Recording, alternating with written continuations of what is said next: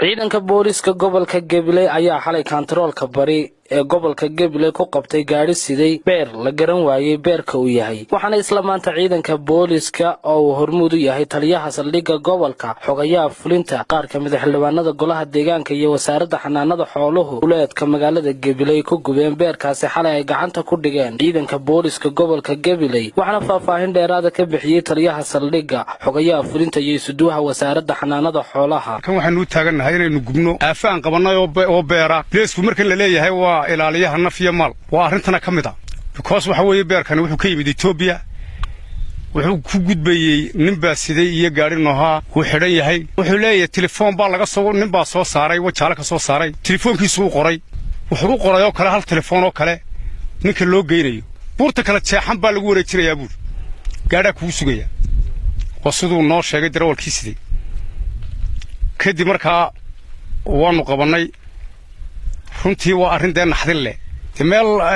ma garan karna wuxuu yahay aad baan ugu mahadnaqayaa Bileeska meel kasta uu joogo shacabkana waxaan ka codsanayaa darawal iyo shicibaba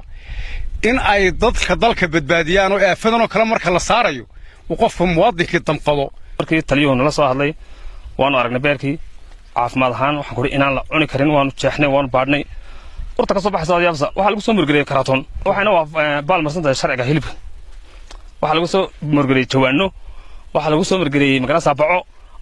waxaan ku ruwadu si markaad dul istaagto waxaan ku gubanaa beer lagu qabtay kantaroolka bari ee magaalada Gabiley waxaan hambalyo bogaadin u diranaa ciidanka Bileeska ee heeganka u amar walba in ay qabtaan mukhadaraadka iyo wixii xun ee ku ah kullidii ah kontrabanka Somaliland maanta waxaanu arkaynaa in beer Ethiopia inooga soo xawilay awal waxaanu arkaynaa in mukhadaraad iyo xashiishad inooga soo xawilay maanta waxa la inoo soo mooriyo la inoo keenay